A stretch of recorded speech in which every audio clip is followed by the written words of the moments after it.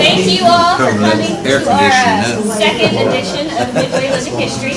I just wanted to thank the Weisenbergers for coming and sharing their story with us, and Mayor Vandergrift for being here to kind of help keep our conversation going. Also, thank you, Jim McDaniel, for all his promotion he did. We're going to hire him. He's really good at PR. Just keep in mind, we'd like to keep this going, and I think the next one we might plan for July. And I have a little suggestion box back there. If you have any ideas, things that you'd like to discuss at the next one, please write it down and put it in a little basket, and we'll take that into consideration when we do the next one.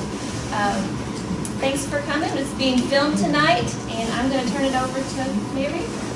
Thank you, Stacy, very much. Welcome, everybody. To those of you here who I haven't had a chance to meet yet, my name is Grayson Vandergrift. I'm the mayor of Midway, and it's a true honor and a privilege to serve as mayor. I'm extremely excited, just as I was for the first installment of the Midway Living History. Of course, this is part number 2. I want to thank Caroline Manning from Midway University. She's documenting this again tonight, so it will be forever in the pages of history. She did a great job. She edited it later on and added names, so you can go back and watch the first one. And I believe you can go to the library's Facebook page. I think has it posted there if if you want. anybody has any issues accessing it, let me know and I'll get it. Absolutely. So, real quick, I'm going to go off script briefly. Hopefully Stacy doesn't give me the hook when I do this. I do want to mention a really exciting thing going on. On June 2nd is an historic homes tour in Midway. Amy Rouse, Perry, you want to add anything about that coming up? Midway Women's Club's putting it on. Midway Women's Club's featuring it, and it's $20 a ticket. And the tickets will be sold on Eventbrite and in Midway a couple places, and in Versailles also.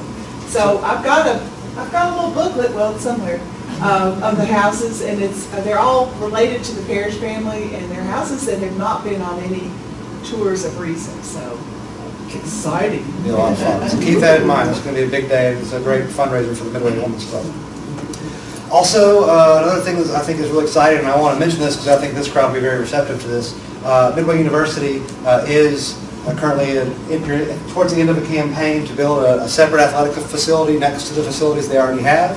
And in doing so, they have begun to announce that they want to name a part of it, possibly a foyer, possibly another part. That is not set yet. They want to name it after Margaret Ware Parrish.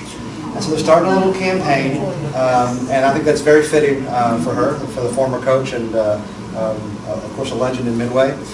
They are starting a campaign. We're going to be putting more details in the Woodford Sun and online and around town to come. Just keep in mind about that. Keep that in the back of your head. Anyone that donates $100 or more towards this dedication will be listed on a plaque as a sponsor of it. So keep that in mind. We're going to put more stuff out there as we go. Linda Medley is here from the Office of Advancement at Midway University. If you have any questions about her, you can catch her afterwards. So for that legacy of Midway, Margaret Ware Parrish. Tonight we're going to be talking about another long legacy of Midway, of course the Weisenberger family and Weisenberger Mill. And we have quite a few Weisenberger family members here. Do you mind raising your hand if you're a Weisenberger here tonight? Put you on the spot. You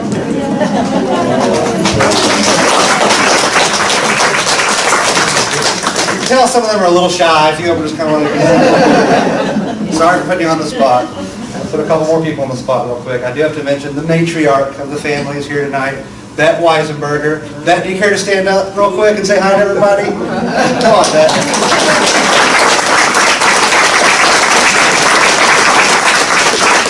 Now I'm in trouble with Bet as well. We also have a special guest here, of course, another Weisenberger. That's Philip Weisenberger, 6th generation Weisenberger, who now co-owns the mill. And he's going to give a presentation. Afterwards, we'll have plenty of time for questions and whatnot, and we'll go from there. So, Mr. Weisenberger, I'm going to turn it over to you, sir. Thank you.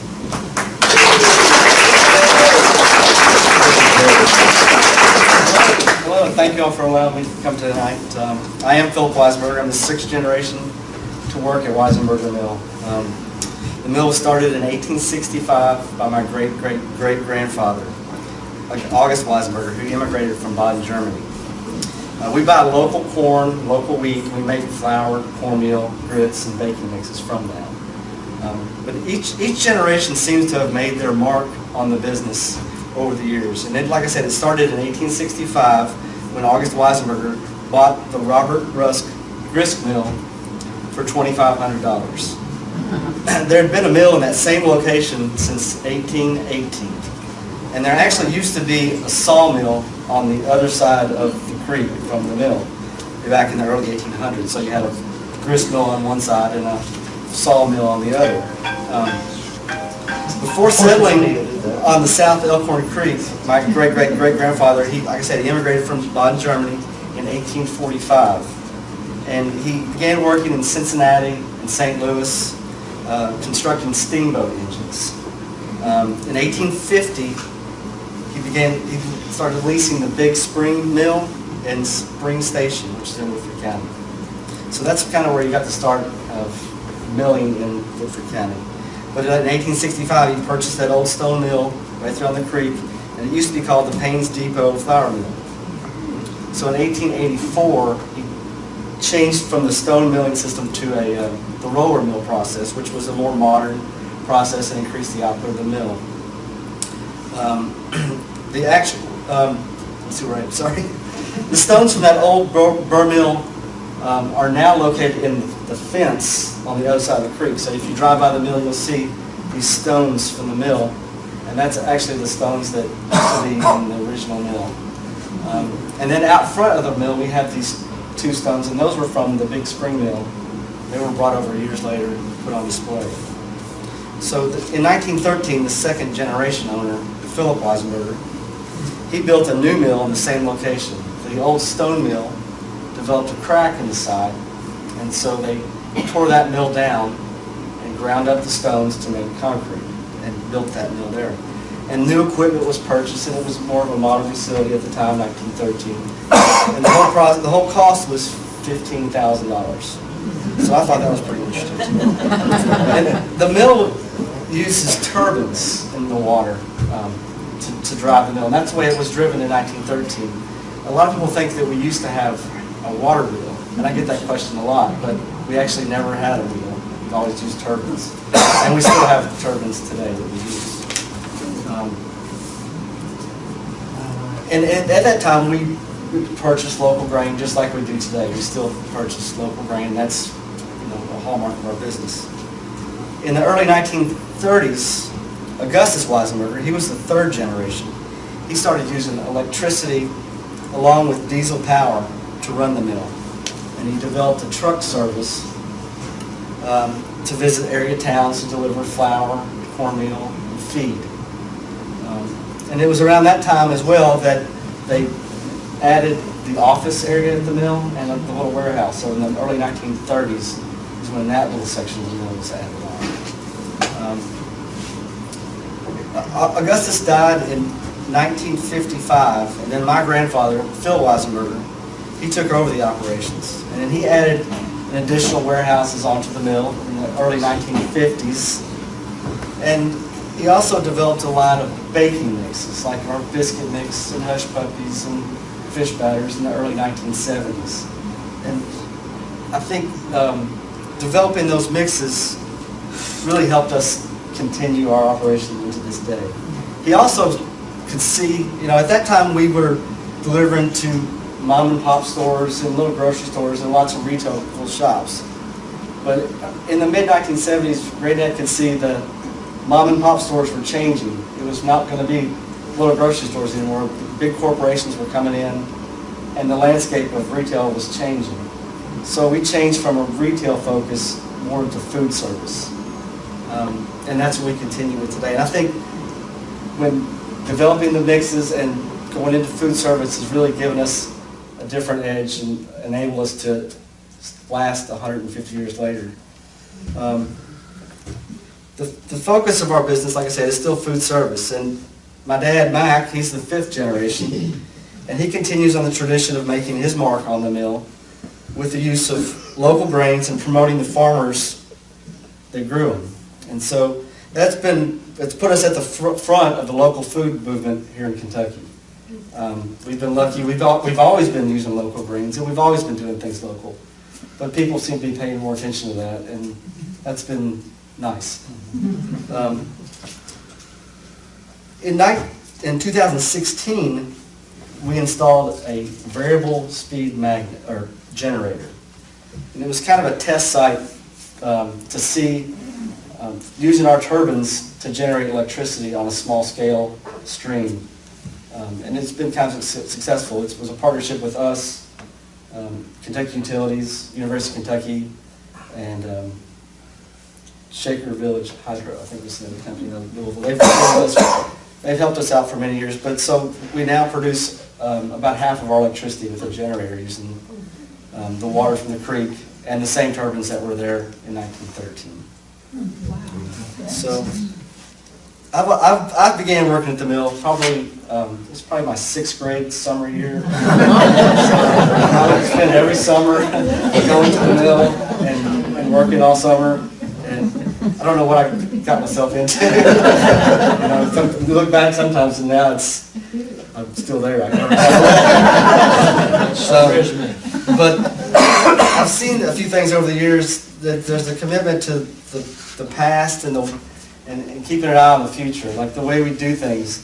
It used to drive me crazy that we never changed. We always did things exactly the same and nothing changed. And when I was 13 years old, it would drive me nuts. But as I got older, I saw that that's what really made us special and different. I grew up and saw that, and that's kind of set us apart. We still do things the same way that we did in our 1900s. We buy our grain from farmers. We make cornmeal. We don't do anything different in that process than we did 100 years ago. And I think that's really what sets us apart from everybody else. Granddad once told me that I'll always leave a good taste in your customer's mouth. And I think he had 2 meanings behind that. You make the highest quality product and you stand behind that and you treat people well. And that was really good advice. So I'd like to turn it over now to questions. And I've got this slideshow that's playing and I can kind of point out some few things, but I'll just, I think open it up to questions that people may have. Yeah. I've long heard, but I hang around sometimes with a bunch of uninformed people. But was there a Weisenberger Mill family house at any time located in the proximity of the mill? Yes, there were houses all along through there. In my research, I had to do a little research for that. But so on the other side, someone just built I'm trying to think of the man's name, but he built Brian Pryor built a house on that corner. That was a house. So people are gonna have to help me. My dad was that. August had a house there. Philip lived there. Okay. And then there were houses for all the employees all around through there. There was 6 or 7 houses for all the employees. And then I think Granddad grew up in the house around the corner, the greenhouse. I don't know what it's called. The Hagen House. Yeah. All right, so let me find all these pictures and all right, so here's, let's see if I can find it. This is the house on the corner where Brian Pryor built the house. This was where Augustus probably lived, and Philip lived in this. That's the corner as you cross the bridge. And that's looking down now from the hill as if you were going to turn left going towards the middle. It was sagging a little bit by the time. Yeah, it was. I can barely remember as a kid. I remember it being auctioned off, but I was pretty young at the time. And then there were all these barns on the other side. This is the house I'm talking about, I think, where... Does that house still stand? Yeah, that house is still... I've seen it. So that house is still there. That's, I think, where Granddad grew up in, or lived in a house, or grew up in a house. Okay, that's where... So yeah, there were houses, and there was land all through there, I think, that belonged to the Weisenbergers at one time. On the National Register. Yeah, all that whole little section is all on the national. That's where a lot of my information came from. And all these pictures were, in 1984, we were put on the National Historic Registry, and that's where all these, I found the big file, and these old photographs go along with it. Did they ever have farmland? Did they ever grow grain themselves? I don't think they grew grain, but they did have a farm. Across the creek, there was 85 acres, I think. When they bought the mill in 1865, there was 22 acres in the mill. And then he eventually bought, I think, 85 acres of farmland across the areas. So, yeah.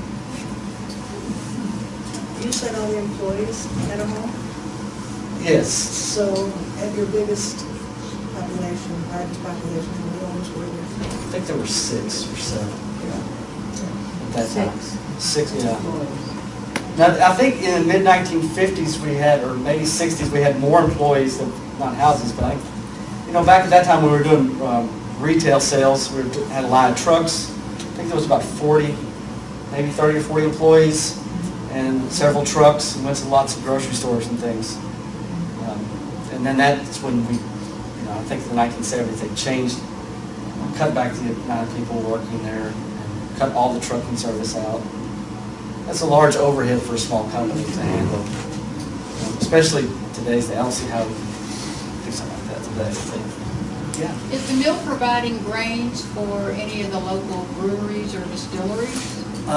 We do grind corn for Barrel House Distillery in downtown Lexington, and we do some work for Buffalo Trace occasionally. So, most of the bigger distilleries grind the grain themselves. They just want to cut the grain to expose the starch to ferment the grain. But when they don't want to interfere with their operation, they may have us for that. Yeah. I heard you made the mix for funnel cakes, is that true? We did. We do a lot of funnel cake. That's a big business this time of year. The spring and the fall, it's a big. We make a lot of funnel cake mix. Yes. I came by there one day when the truck was there for one of the, the place in Tennessee. No. Pigeon Forge, that area, they had come, it was their truck with funnel cake written all over it, but they were picking up Yeah, your all's mix. we make a funnel cake mix That for. never occurred to me. There was a company in Gatlinburg that we made a funnel cake mix for, and then they set up other companies, or they would kind of train people on how to set up a business like that. The World's Festival in Georgetown, there's always one group that has a pallet of 25-pound bags. Yeah. Funnel cake We mix. sell a lot of funnel cake mix. People love the funnel cakes. Really? They're a popular item, especially in the spring and the fall. Yeah. Have you ever had an offer by a big company to buy you guys? Not that I'm aware of. I'm sure there may have been. I had some lady stop in one day that said she didn't even realize there was a business there. She thought, she was hoping we'd go out of business so she could turn it into a bed and breakfast. She told me as she left, I hope you go out of business. I thought that was ridiculous. So, I told her, I said, we're here every day, you're welcome to stop in. See how you've never seen us. I'm not asking a question. Yeah. I visited your great-grandmother in the house that was torn down where the stone fence and the mill wheels are 70 years ago. Oh, wow. She was teaching a course on Red Cross nursing and Wow. That's pretty cool. she used the Red Cross. Yeah. That's And I went to see her, oh my goodness, I guess it was probably 25 times. Wow. That's incredible. That was Grandma Lily. But, Grandma Lily. She had to have been Grandma Lily. well, she was a really sweet lady.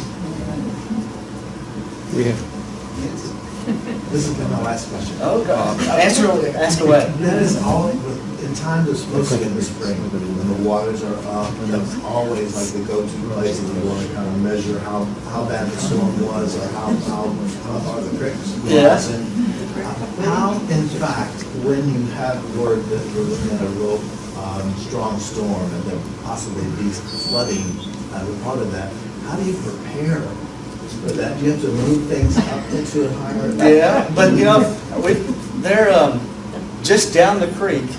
If you come down Leestown Road, there's a Kentucky Utilities facility, and the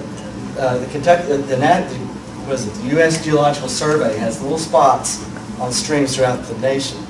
So I can go online and monitor the water level there, and over the years I know what level it comes in. Yeah, in the middle. When there, I know it's in the middle, and you can see the rate of rise, whether it's slowing, it may be still coming up, but it may be slowing. I can kind of judge on what. That's been great, because in the years past, Dad used to set a rock out back and watch and see how much the water would come to the rock, and you would after that. But it has to rain really hard for a long period of time, really, because a slow rain has time to go away. But Granddad said it many years ago, and I believe it to be true, that one of the problems with the water rising is all the development in South Lexington.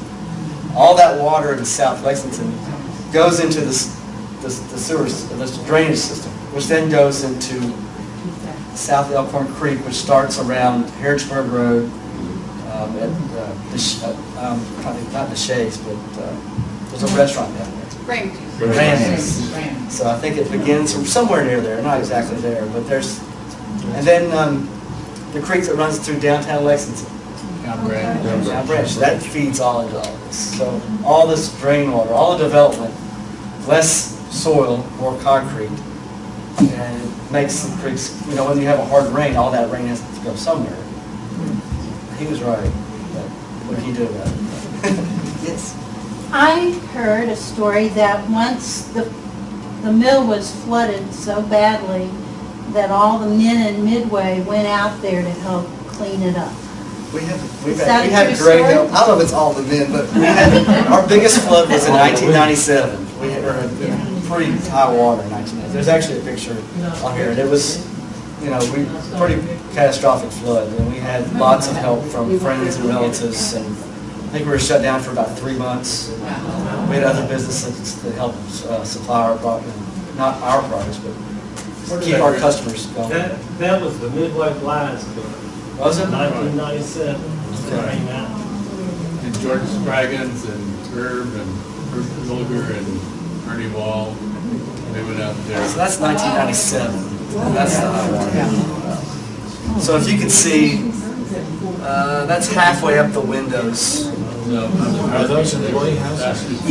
No, this is the mill. This is the mill as it was in 1997. This building is not there today. This was built in 1904. This was it's like a grain elevator. So that was there in 1904. It was built in 1904, and then came down after. What are the smaller structures though? This is the office and warehouse. These are warehouses. This is the main structure right here that was built in 1913. This was used for grain movement. This is a grain elevator, basically what took the spot of that. Scale house. So this was the main structure. There's a picture too of the old mill with that. I had never seen that. It's kind of unique to me, at least. You can see this old mill, and then behind it you see the old structure. But this was, like I said, built in 1904. You can kind of see the crack, and that's the reason it tore it down. Just the crack developed in there. You mentioned buying corn and grain from local sources. I've seen corn everywhere around here, but I've never seen a field of wheat. Where does the wheat come from? Well, we get wheat from Hardin County. There's wheat in Scott County and Woodford County too. There's Franklin Pike. Yeah, there's Hobby Hinton. He's from, we buy wheat from him. He's from. It's out there. Yeah, I just never seen it. Yes. Years ago, you all had a group that came to the mill, and you couldn't let us come in because of whatever. But you had one picture was the oldest picture, is that it? Because I remember, your wife had said this is the only one we had, and I had worried about that. I was like, please make more. That one right there. And also maybe restore it, that is the picture you showed. Because they brought out this little piece of cardboard like this and showed everyone. I'm like, and this is the only one we have. Yeah, I'm pretty bad about that. It's like, this is it, that's the only one we got, we don't really keep, I guess we were too busy working and doing stuff, like keep records and take pictures and, we They just, get wet a lot. That's right, they do get wet. But we learned to store things high and. In 97, when you had your flood, Bernie Wall told me that one of the saddest things we did up there, you just had a large shipment of your paper products, your bagging and everything. Yeah. And all that was washed downstream. And for a long time, you could see your paper bags in In the fence. the fence. I remember that, yeah. It just takes a little bit to get wet, and then sometimes it can bleed up to the next layer. And I bought this at David Robinson's auction, Yeah. and it's your advertising on it. That's pretty neat. Neon chocolates are on the other side. And Bud he lived across from Holly Hill Inn, the frame house there. He was a baker in Georgetown, and I think he worked for the Georgetown Baking Company, because another pan they had that I picked up from there was the. I've never seen it like Does that. it say what year that is? No, it's a fan, it's an ad. But you can tell by the young chocolates were Canadian. It's also advertising. It was 1936. That was our fun. I know. Yeah, that's right.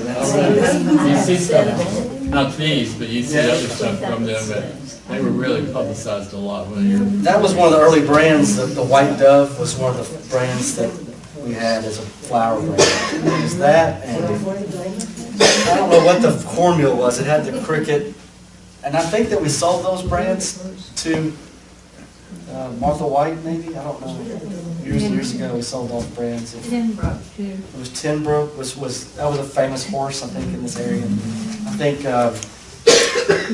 this was maybe Augustus, the second generation. He named lots of his products after horses. I think he had, had friends in the horse community. Maybe he was involved in the horse community. There's still a lot of horseshoes hanging over doorways and things out there. They've been there for years. And so, yeah, good luck, right? Not going to touch them. Yeah. Would you ever consider putting a little display in City Hall? Sure. Maybe. We've got display cases, we've got all kinds of things, you can talk to the mayor about it. I know. I'm okay with that.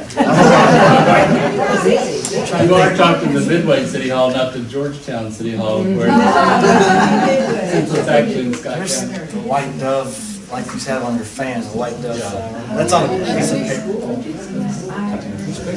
This is an old, I don't know if it shows up. This was a metal plate that goes on doors. It's kind of a push. So I had this guy, he had another one. I think there was a couple of them. But this guy from Indianapolis, or somewhere in Indiana, emailed me a couple years ago. He said he got this somewhere. I wanted to know if I wanted to buy it for $75. And I said, well, we already had one, or maybe it was $100. And I was like, we don't need that. So I put it on eBay, and I watched this thing go on eBay. Oh, really? Well, it sold for over $1,000. So I thought, maybe we better put these things in a safe. Yeah, I mean, I should have bought it. So now when I see things on eBay, I buy them. So I bought some old bags that have been on eBay. Somebody will have, I think a lot of these, maybe somebody cleans out their house and they take it to these companies that sell on eBay. So There's a bag at Wallace Station hanging on the wall. yeah. That's nice to go when I see that. I think that was actually feed, maybe. That was a feed bag. We've got another one. Yeah. What's your most popular product now? What do you sell the most of? Food service, we sell the most of cornmeal, just regular self-rising white cornmeal. Retail products is pizza crust. So more pizza crust than any of the other mixes. I buy your pizza crust. I love it. Pizza crust goes as far as Texas and out west and south. I mean, pizza is one of those things that you can do anything with. Right. It's endless. What you put on top of a pizza is endless, you know, and it makes a good family night. Sometimes you could just, it used to be we'd sell a lot of fish batter, but people don't use much fried foods as they used to. Yeah, But we still that makes sell. great green. It does. fried People green still tomato. fry, you know, people still fry. People still fry food, and we still sell a lot of fish batter. But for retail sales, pizza crust. What about spoon bread? Spoon bread is Sell a lot of that? yeah, and that's big in Virginia. That's kind of a region. Spoon bread is a regional dish, Right, really. right. I get the question probably weekly, what is spoon bread? You have to explain to people, you know, what's spoon bread. And I've kind of gone on, if you had a scale where you had corn pudding on one side and corn bread on the other, maybe somewhere in the middle of that, not quite a souffle or egg souffle like With a lot of eggs in it. yeah, well, it does have a lot of eggs. Place where they have the. And our mix makes it really easy. And so these people, as Berea was you know, spoon bread and Berea kind of go one and one. But spoon bread in Virginia is pretty big. And they really love their spoon bread in Virginia. And I get lots of sales in Virginia. There's the cornmeal up there beside White Yeah, Dove. this one right here. That's the cornmeal. The old cricket. I get people asking. It's the cricket. Yeah, the cricket and the corn cob and the buffalo, I think. And there's no telling. I get. I try to. What I do. Did you take a lot of these pictures? I took that one. He took that one. No, I get. You know, you get a lot of people that come out to the mill to take pictures over the years, and so this was a gentleman just recently came out from like Atlanta, and so he was like email us pictures. We tell people if you can share them with us, that'd be great. Beautiful. There's some great pictures people take, and I tend to kind of collect them, put them in a folder, just to have, and I get a lot of the same view. You get a lot of that same view, but there's nothing wrong with it. Yeah. Hate to ask, but what's the latest on the bridge? Good question. That's the $100. I don't know. You know, the last I heard, probably what everybody else here heard, what was in the news where they said they were going to replace the bridge this spring. So we'll see. I think that was what was in the paper. But, that was been probably 3 or 4 months ago. Has that affected you all, the closure of the bridge? Most of our business is food service companies that bring their trucks in and turn around. And, so, no. I mean, it's affected people that walk in, come to the mill, things like that. But that's a really small portion. What we do is mainly goes to the. I've heard you've been known to carry the meal across the creek and put it in their car. I have done that. When people can't find their way from one side to the other. People follow their GPS systems. That's where it tells me to go. That's where I'm going. They don't. Sometimes you try to explain over the phone how you should go. Some people are better at that than others. So we'll be happy to carry it across. Is there a boat or a little ferry out there? No, I have a dolly. And we just wheel it over. No, I'm not going to wheel over a pallet load, though. I tell them. That truck, you know, the guy that truck that you're going to have to drive. So there's not a body of water. Well, there's a bridge there. It's still there. You can walk across it. Just can't drive. Oh, I see. I'm not fearful to walk across. I'd still drive across it. I don't. If we could. Yeah. You said things really hadn't changed a lot, but I know you brought an internet presence to the mill with Yeah. ordering products online. Has that been successful? I know products mail a lot. Well, yeah, that's the hard thing is How far do shipping. you ship We things? ship things to Hawaii and I've shipped just about anywhere. But if the customer will pay, cost to ship it. Because flour is relatively inexpensive and it's relatively heavy. So all the, UPS, anybody doesn't care what you're shipping. They just care how much it weighs and how big it is. And a lot of people have gotten used to free shipping from companies. But I try to explain to people there's nothing free. You're paying for that somewhere else in the cost of the product. So we keep our prices low. But we sell a little bit I ship stuff every day to UPS, and post office, and FedEx, and all these things. Yeah. Do you have tours, like the kids are? No, I don't do tours, just because insurance and OSHA and things like that, it's too easy to get hurt. Best is my video tours. That's the best thing I can do. I'll talk to people that come out, I just can't walk them through. It's just, it's all belt driven. Like I said, nothing's changed a whole lot. So, too easy to put your hand in the wrong spot.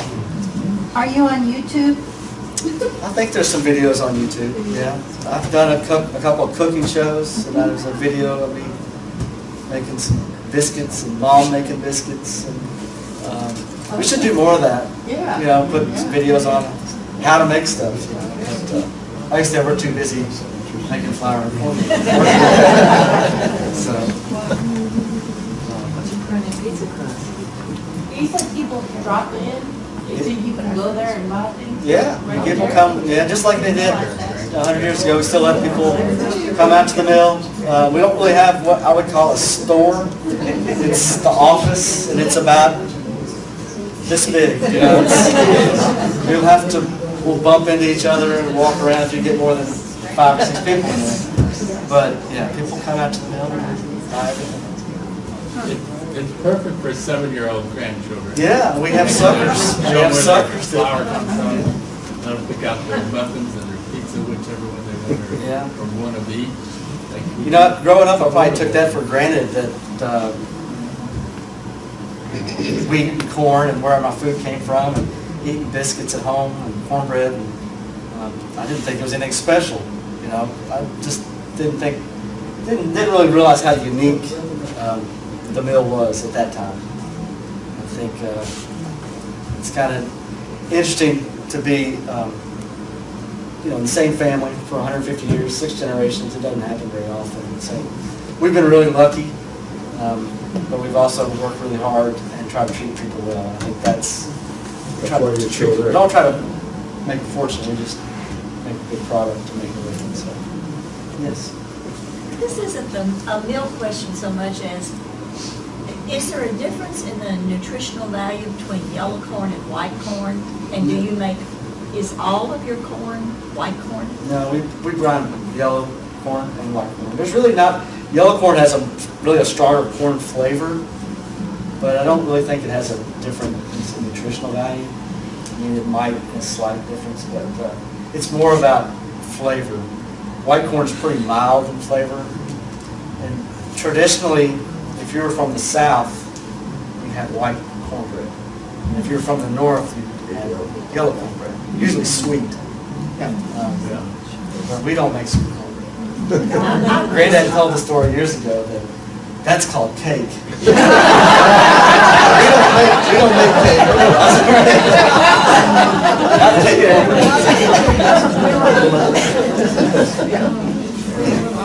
Just a real quick story. One night I was making a sugar cookie. I was just across from that. And so I was making sugar and realized I did not have enough flour. So I went across the street and knocked on the back door, and that came to the door, and I realized how ridiculous it sounded as words came out of my mouth. Mrs. Weisenberger, would you have any flour?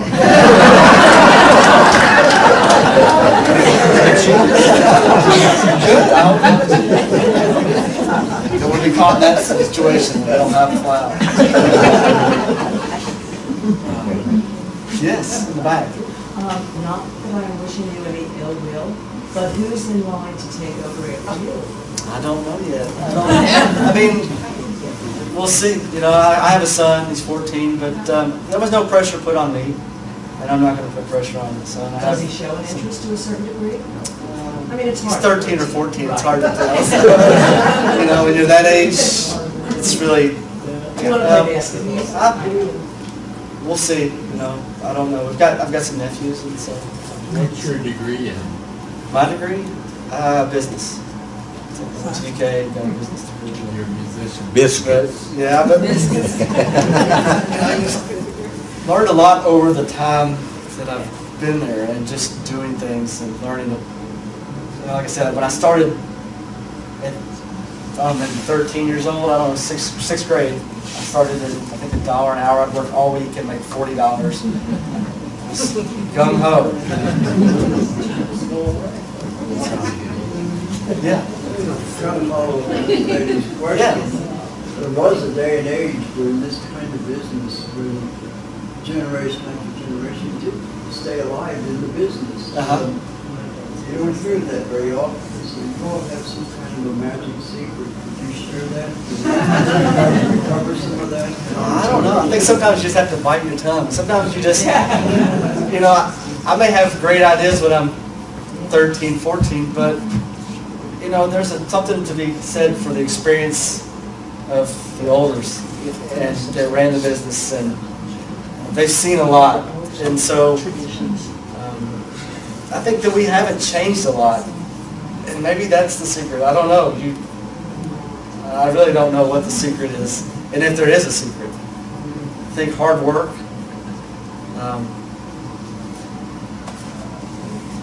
We've been pretty lucky too. And in fact, people really like local foods now, and that's been helpful to us. But like I said, we've always done that. We've always recycled things. We've always, you know, like I said about we put in a generator to generate our electricity. We did that in the late 1980s. We put one in. That's kind of how we upgraded ours a couple of years ago. But we, you know, I guess we had an eye to the future, but stay true to our past. Yes. I think one of the things too is you all have always been so generous with the community.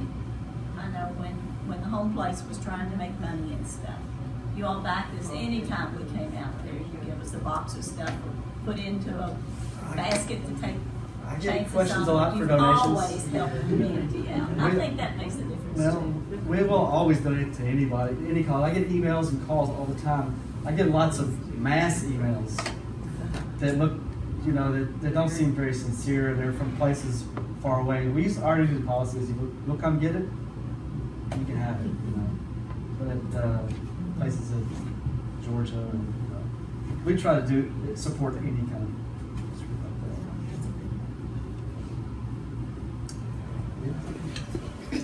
Yes. Y'all sell Go ahead. the cornmeal at Kroger's? Did y'all used to? Well, we sell white corn. We sell white plain cornmeal. It's in a little yellow bag. It's in a little yellow bag. They used to sell self-rising in a little white bag. They stopped selling that years ago. They just decided, in those kind of situations with companies like Kroger's and large, you know, they kind of tell you what they want to sell. For people like us, we don't have as much pull over what kind of product might go in there. I tried to tell them years ago that the other one was a lot more popular and sold a lot more. So you don't have it there at all? Well, the plain white cornmeal. It's on the shelf it's in a little yellow bag. It's on the shelf just about every Kroger's. I just usually get it at the corner. Yeah. I just usually get it at the corner store. You can get it there. I don't Yeah. have to find it at the road. Yeah. So big you can't find it. We have to sell. We sell to Kroger's, and it goes to their warehouse, and then they stock it. So I mean, it's not. I don't go to every. I don't stock it. That kind of puts you in another position where you're not going to every store, putting it on the shelf, making sure it's there. I do the best I can when I go to a store. I check it out, clean it up, make sure it looks good. But you can't go to every single thing. Yeah. So years back, your grandfather Phil used to come to our farm and fish. And one time he brought to my husband, it was a test product. And it looked like Phil had put it together in his kitchen and stapled it. I don't know. It was kind of, except it was Phil, and we knew it was okay. Yeah. And it was for a pie. Okay. I guess it didn't take off. All kinds of different mixes. But you had the chocolate, there was a chocolate. We made a chocolate, like, it was chocolate nut pie. Yeah. We made years. Chocolate nut. That's the only one I know. It's kind of like a derby pie, except you can't call it a derby pie. That's- So we made that for years and years. And I still get requests for that, now, but maybe one day we'll make a special run around Derby time. Daddy told me one time about that pie, he says, the only thing wrong with it is not enough flour in it. It didn't have much flour in it. A lot of sugar. Yes. People ever spell your name wrong? All the time. It's something I've just gotten used to.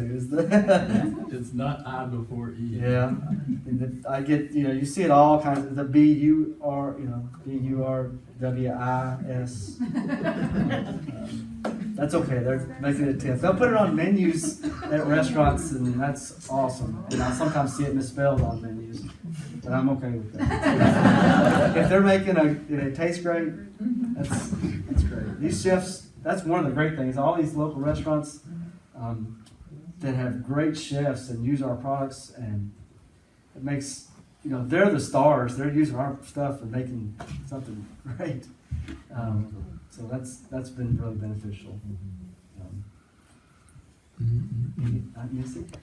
Hi, I have two things to share. The first is, years and years ago, when Mike and I had our catering company through our store, my husband, who's a great cook, decided to make sweet potato biscuits. And they were going rather well. And Uncle Phil, of course, he wanted to try them all, so Mike would drop them off at night and he'd test them. No, something's wrong. Well, the minute we put them into our freezer to get them out for later, we noticed freezer burn was forming. And so we explained this to Uncle Phil.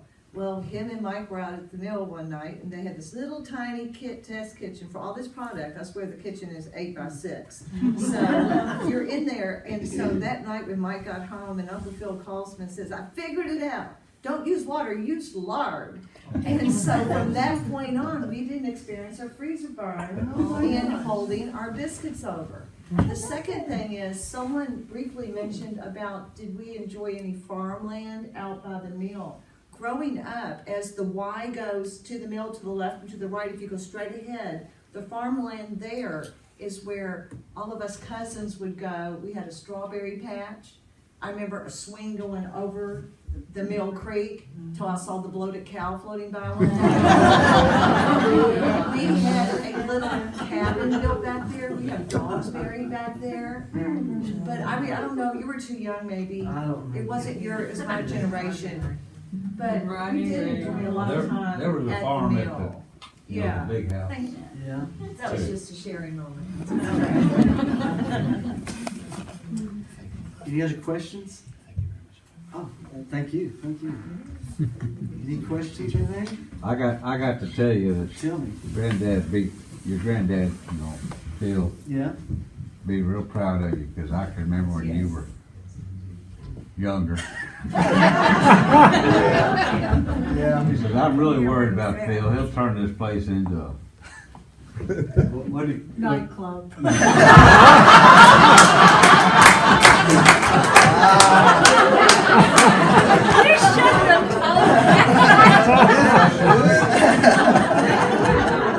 Well, when you're younger, you never, like I said, I didn't appreciate the finer things. So, making flour and cornmeal, I'd come home dusty mess. And it's just part of. I tell people that's where all this gray came from. So, I got flour in my hair and it won't wash out. Wasn't the name of your band Funnel? Yeah.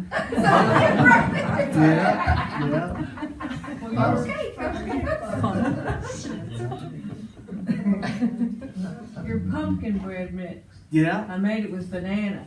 Okay. And it was delicious. Was it? That's kind of a seasonal thing. I had someone request, one of the orchards, I think, wanted a pumpkin bread, and so I came up with a pumpkin bread. I knew when my son Jacob thought it was great that it was done. I think if you can make a younger kid like pumpkin bread. It's good, so. Go back to that picture of Chester. Okay. And, There's is it? Chester and Henry Claypool. That's not Chester. I thought it was Chester for years. I was In the hoping middle? Chester would be here. In the middle? No, that's Chester's. Who is that, Dad? Chester said this is not him. That's Chester's cousin. Yeah. And his name is Herschel Brown, I think. Yeah, on the back of the picture. On the left is Herman Piper. And he got I'm gonna. is Carl Shrewsbury. He was the miller. Shrewsbury, yeah.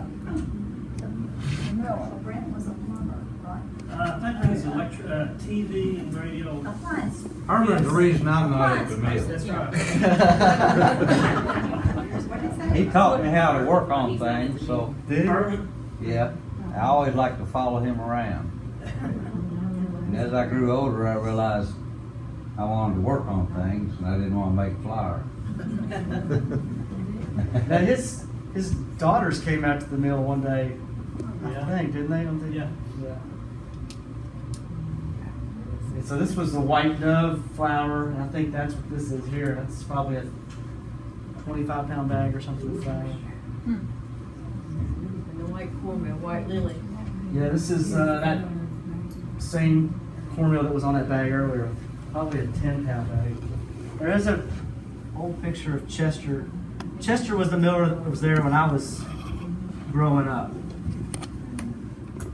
So that's Chester, and that's when Chester retired, probably 1992 or something like that. I don't remember. There's Phil. It's me and my brother Matt. And then there's, I think, Chester and Dad. Yeah. No, look. This is Matt. Okay, Matt.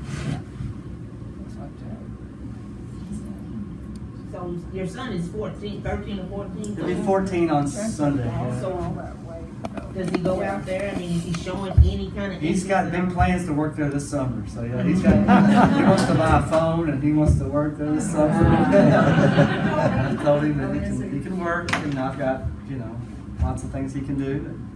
So does he get $1 an hour? Great. He's already, I think we'll have to pay a little bit more.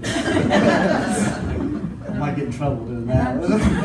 I'm sure he's gonna wanna change everything. Maybe, yeah. After he does it for a while and he's covered, and I think there's gotta be a better way to do this. Yes. A better way. But sometimes there's not a better way. When you're milling and stuff and the grain is out there, do you have to wear masks or anything, or? Well, most of the milling, it's inside. We use gravity, and it goes through pipes, so the grain will come in from the silos, and it starts on the 3rd floor.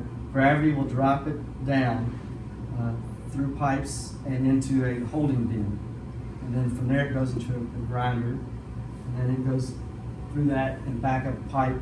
So it's always kind of in pipes. There is dust. Maybe you should wear a mask, but not yet. Maybe I should, but I haven't. I don't know. Well, everybody else looks really good. Somebody said I haven't changed since, well, I've lived since high school, so I said, maybe it's all the flour on it. Organic. Maybe, yeah. I mean, this guy came out, he was delivered, he works for one of the trucking companies. I didn't even recognize him, but he remembered me from about 20 years ago. And I said, you look the same. I said, well, it's the flour. Talking about prices, this is totally different, but my mother passed away like a year ago. She saved everything, and her mother saved everything, and my mother saved all of her things. So I've had so much fun finding checks that my grandmother wrote. And when she signed it, and maybe some of these ladies know about this, but she would write my grandfather's name. Underneath it, it says, "Thy wife," and then she wrote his name again. Really? She wrote his name, and then underneath it is "Thy wife," and then just wrote his name again. Yeah. So I think that's so interesting, you know, that was back in the 30s and 40s. And then I found a check that my dad had written to Billy Gilkison. I think a lot of people probably know about Billy Gilkison. He filled my dad's silo for $25. Like, they wouldn't even look at it for $25 now, would they? But I just, I'm gonna give it to his grandson, George Hutchison. Yeah. But it's just like, gosh. When I look at the prices, you know, they bought the mill for basically $15,000, the whole structure and all the equipment.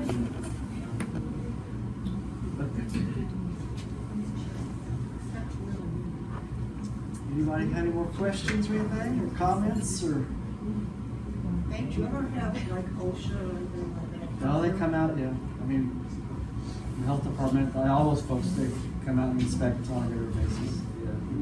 Yeah. I'm retired from a company that had several family members. I worked at it for 4 different times. And I was asked to leave, and the company was sold to Miles. Really? Well, I think, I have no plans to go anywhere, so I think I'll just stick around. I have one comment to make. This has been the best evening I've had in years. I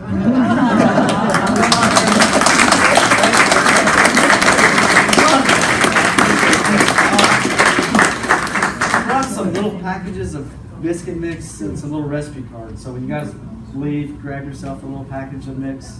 And on the back is a cheesy biscuit that you can use to make biscuit mix.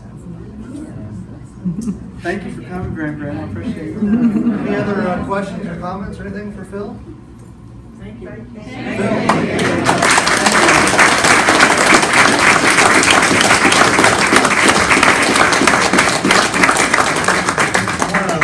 Thank the Midway Library, Woodford County Midway Branch Library for putting on another round of another wonderful night we've had.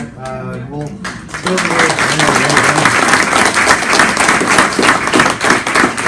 it was smart to go ahead and order round 3. It appears it's going to be in July, so I think Stacy said there is a suggestion box back there.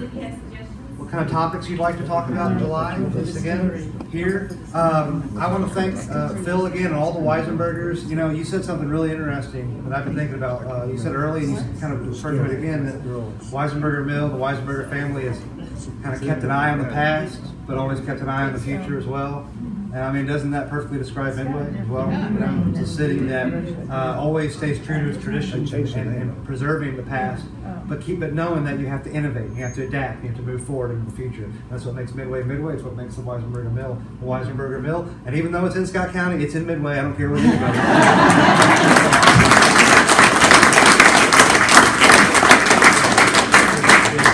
Thank you all again. I think we're all free to go or stay and mingle amongst ourselves. So thanks again. It was a wonderful night. Thanks again. I really enjoyed it. It was really interesting.